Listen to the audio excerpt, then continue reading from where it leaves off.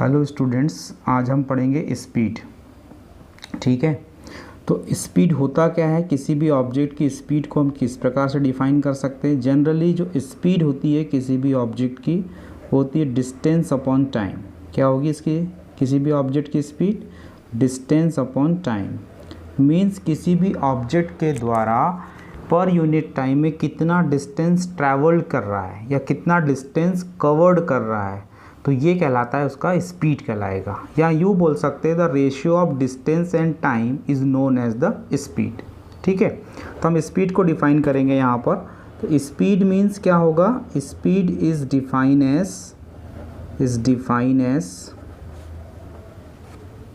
Speed is define as the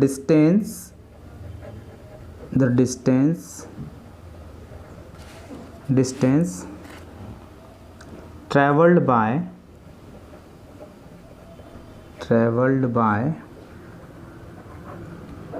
any object in per unit time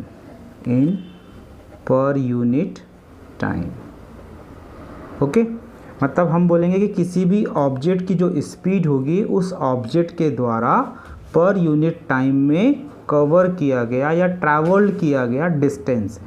ठीक है, तो हम जनरली फार्मूला क्या बनाए थे स्पीड का फार्मूला हमने बना लिया था, स्पीड इक्वल टू, ये था हमारे पास डिस्टेंस अपॉन टाइम था।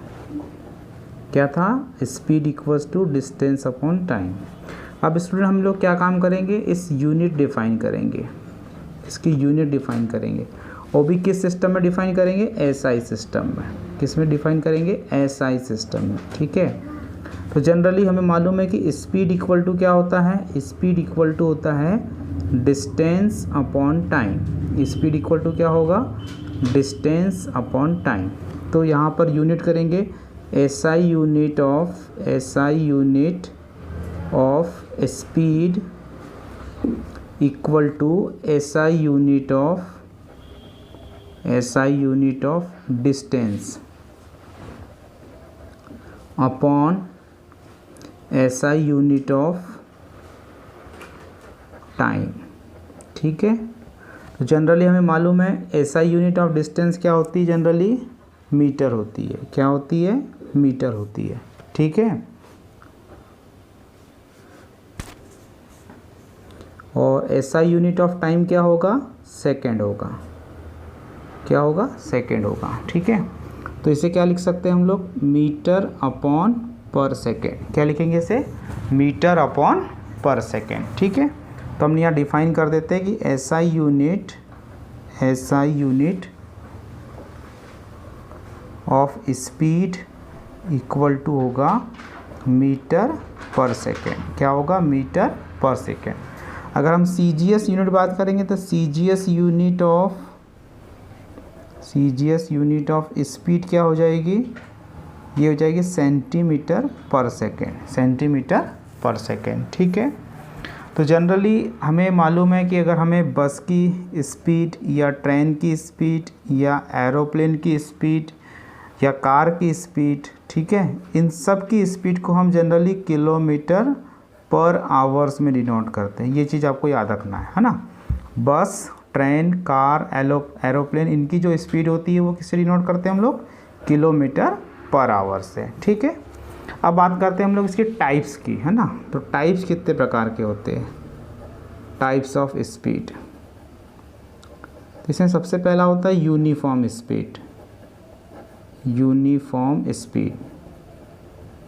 इसी को हम क्या बोलेंगे, कांस्टेंट स्पीड भी बोलेंगे। क्या बोलेंगे इसको, कांस्टेंट स्पीड बोलेंगे। ओके, और सेकंड होता है हमारे पास नॉन यूनिफॉर्म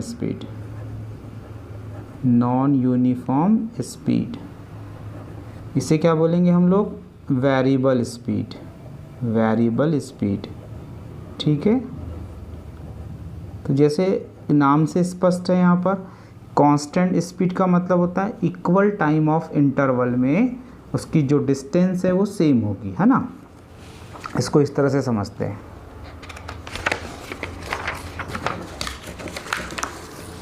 देखते हैं ना। सबसे पहले क्या समझेंगे हम, यूनिफॉर्म स्पीड। तो यूनिफॉर्म स्पीड कैसे समझेंगे यहाँ पर, यूनिफॉर्म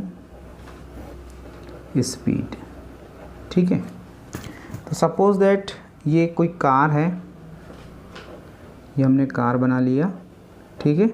अब ये कार क्या काम करती है, एवरी 5 सेकेंड्स में, एवरी 5 सेकेंड में 15 किलोमीटर्स, फिर अनदर 5 सेकेंड्स में 15 किलोमीटर्स, अनदर 5 सेकेंड्स में 15 किलोमीटर्स डिस्टेंस कवर कर रही है। तो हम इस कंडीशन में इस कार की जो स्पीड होगी वो कैसी होगी, यूनिफॉर्म स्पीड होगी। मीन्स क्या हो रहा है यहाँ पर कि टाइम इंटरवल कैसा है, यहाँ पर सेम है, और उसका डिस्टेंस भी कैसा कवर कर रहा है, सेम। तो इस कंडीशन में हम क्या बोलेंगे, the speed of the car is uniform या कांस्टेंट स्पीड, ओके। अगर सपोज यही कार जो होती है इक्वल टाइम ऑफ इंटरवल में, सपोज फर्स्ट 5 सेकेंड में ये 10 किलोमीटर कवर करे, अनदर 5 सेकेंड्स में ये 20 किलोमीटर कवर करे, फिर अनदर 5 सेकेंड में ये 30 किलोमीटर कवर करे, तो इस सिचुएशंस में इसकी जो स्पीड है इक्वल टाइम ऑफ इंटरवल में ये डिफरेंट डिस्टेंस कवर कर रहा है, ओके। तो इस केस में क्या होगा, ये नॉन यूनिफॉर्म होगा, नॉन यूनिफॉर्म स्पीड हो जाएगा, ओके, नॉन यूनिफॉर्म स्पीड हो जाएगा। आई थिंक आपको समझ में आ गया। इक्वल इंटरवल में इक्वल डिस्टेंस अगर कवर कर रहा है तो हम कहेंगे कि वो यूनिफॉर्म स्पीड होगा, और इक्वल टाइम ऑफ इंटरवल में वो अनइक्वल डिस्टेंस कवर कर रहा है तो हम कहेंगे कि वो नॉन यूनिफॉर्म स्पीड होगा, ठीक है। अब बात करते हैं हम लोग एवरेज स्पीड की। क्या बात करेंगे हम लोग, एवरेज स्पीड, ठीक है। एवरेज स्पीड को कैसे डिफाइन करेंगे, जैसे आपने देखा होगा कोई बस या कार्स या ट्रेन जो होती है, जैसे स्टेशन से निकलती है ना, जैसे बस या ट्रेन जो है स्टेशन से निकलती है, तो सिचुएशंस में उसकी जो स्पीड होती है बहुत स्लोली होती है, और धीरे धीरे उसकी स्पीड कैसी होती है, बढ़ जाती है ना। तो ऐसी कंडीशंस में क्या होता है, कभी कभी ऐसा होता है कि ज़्यादा ही क्राउड वाले एरिया में जाती है बसेस, तो उसकी स्पीड सडनली डिक्रीज़ हो जाती है या कम हो जाती है, ठीक है। तो हम ऐसी सिचुएशंस में क्या काम करते हैं, बस की एवरेज स्पीड कैलकुलेट करते हैं। तो जो एवरेज स्पीड का फॉर्मूला होगा ना स्टूडेंट, वो हो जाएगा total distance travelled upon total time taken, ठीक है। अब नेक्स्ट है स्टूडेंट वेलोसिटी। वेलोसिटी का मतलब होता है स्पीड विथ डायरेक्शंस, ठीक है ना, स्पीड विथ डायरेक्शंस। जैसे हम जानते हैं कि स्पीड जो होता है वो स्केलर क्वांटिटी होती है, स्केलर क्वांटिटी, ठीक है ना। स्पीड कैसी होती है, स्केलर क्वांटिटी होती है, और इसका जो यूनिट होता है स्पीड का, हमें मालूम है यूनिट ऑफ स्पीड, अभी मैंने बताया था आपको यूनिट ऑफ स्पीड क्या होता है, मीटर पर सेकेंड, ये ऐसा यूनिट होती है। और अगर CGS की बात करेंगे तो सेंटीमीटर पर सेकेंड, ये CGS यूनिट होती है, ओके। अब जैसे हमने बोला कि वेलोसिटी का मतलब क्या हो रहा है, वेलोसिटी का मतलब होता है स्पीड विथ डायरेक्शन। मतलब हम इसे ऐसा डिफाइन कर सकते हैं, वेलोसिटी इक्वल्स टू होता है डिस्प्लेसमेंट अपॉन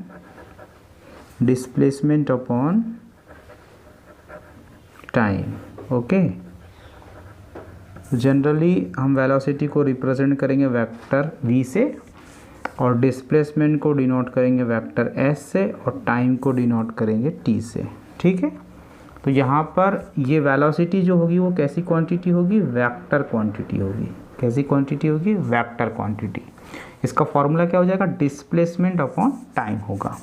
तो इसकी SI यूनिट बात करेंगे तो इसकी SI यूनिट जो होगी वो हो जाएगी, इसकी भी SI यूनिट होगी मीटर पर सेकेंड, ठीक है। तो अब यहाँ एक मेजर क्वेश्चन हम इसका स्टार्ट करते हैं।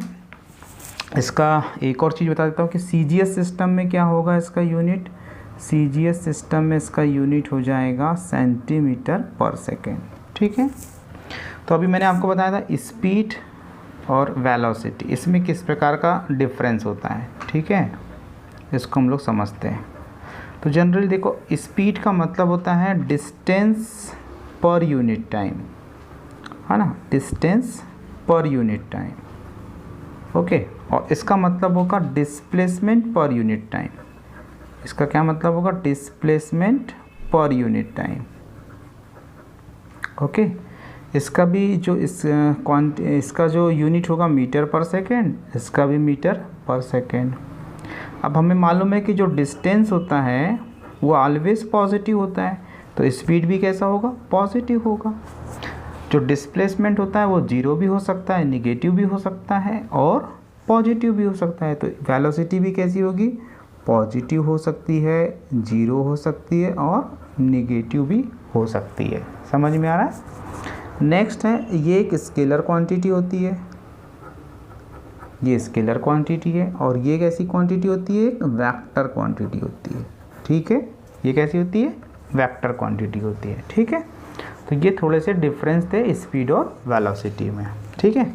अब इसमें भी स्टूडेंट हम देखते हैं कि व्हाट इज़ यूनिफॉर्म स्पीड और what is non uniform speed. तो जैसे हमने समझा था यूनिफॉर्म स्पीड, यूनिफॉर्म स्पीड को भी हमने देखा था।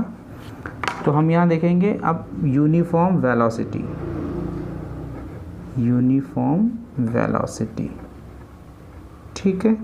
तो जैसे यूनिफॉर्म स्पीड में क्या था? इक्वल टाइम ऑफ इंटरवल में इक्वल डिस्टेंस कवर कर रहा है। समझ में आ रहा है? तो यहाँ कैसा हो जाएगा? इक्वल टाइम ऑफ इंटरवल में, है ना, इक्वल डिस्प्लेसमेंट बोल सकते हैं इसको। कैसे बोलेंगे?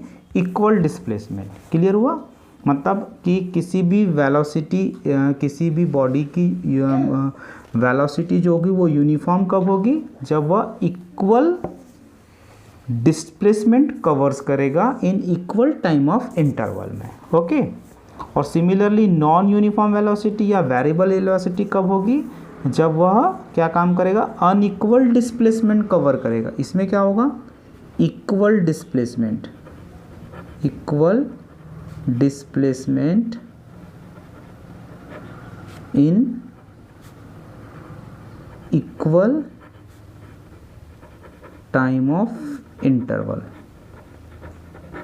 और नॉन यूनिफॉर्म में क्या होगा?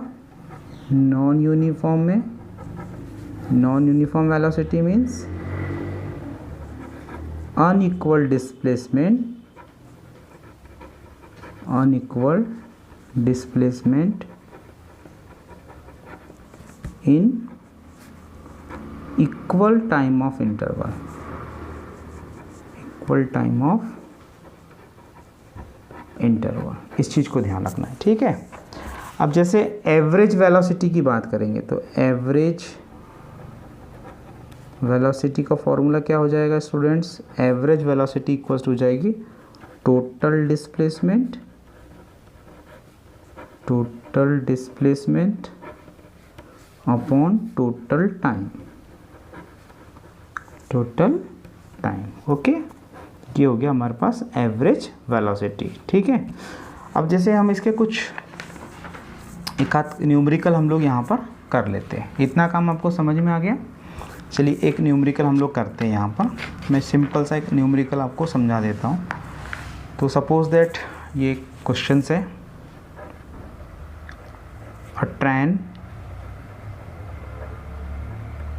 Travel the first 30 kilometer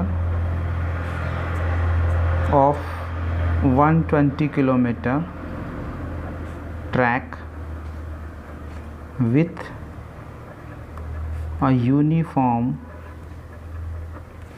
speed of 30 kilometer per hour. What should be the speed of the train to cover the remaining distance of the track track show that its average speed is 60 kilometer per hour for the entire trip.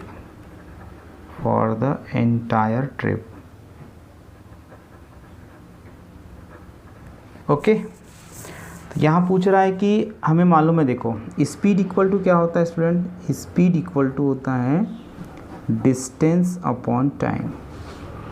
Speed equal to क्या हो जाएगा, distance upon time. तो यहाँ से हम पहले दो चीज़ें निकाल लेते हैं। एक तो टाइम इक्वल टू क्या हो जाएगा बेटा, ये हो जाएगा डिस्टेंस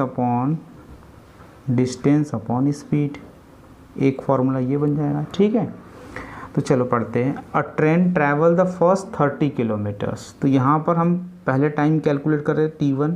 ठीक है, अ train travel the first 30 kilometre of 120 kilometre track with a uniform speed of 30 kilometre per hour. ठीक है, तो डिस्टेंस कितना कवर करना है उसको, 30 किलोमीटर। ठीक है, कितनी स्पीड्स के साथ, 30 किलोमीटर पर आवर्स। तो ये हो जाएगा 30 किलोमीटर पर आवर। ओके, ये 30 से ये 30 कैंसिल हो जाएगा, किलोमीटर से किलोमीटर कैंसिल हो जाएगा, तो बचेगा कितना यहाँ पर, 1 आवर। क्लियर हुआ। अब सपोज करते हैं कि सेकेंड जो टाइम है ना, तो अभी हम एक टाइम तो T1 कैलकुलेट कर लिए। अब सेकेंड टाइम के लिए क्या होगा, फिर से अब देखो हमारे पास में 30 किलोमीटर उसने कवर कर लिया, टोटल ट्रैक का लेंथ कितना है, 120 किलोमीटर है। तो अब बच गया कितना, 90 किलोमीटर। तो 90 किलोमीटर किस स्पीड से कवर कर रहा है वो गिवन नहीं है, तो हम यहाँ काम करेंगे 90 अपॉन क्या ले सकते हैं, V ले सकते हैं।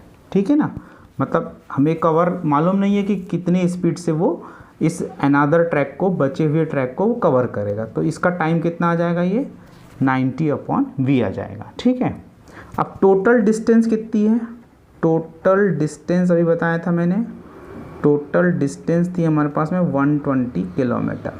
ठीक है, तो एवरेज स्पीड क्या हो जाएगा, इसको ऐसा लिखेंगे, average speed equal to total distance upon total time, है ना, total distance upon total time. तो ये वैल्यू हो जाएगी कितनी, टोटल डिस्टेंस थी 120 किलोमीटर, टोटल टाइम कितना हुआ, फर्स्ट इसमें 1 आवर्स लगा, सेकंड इसमें कितना लगा, 90 अपॉन V। ओके, तो हम इसे सिंप्लीफाई करेंगे। तो अब यहाँ पर एवरेज स्पीड गिवन है यहाँ पर, है ना, एवरेज स्पीड गिवन है 60 किलोमीटर, तो 60 किलोमीटर यहाँ रख दीजिए।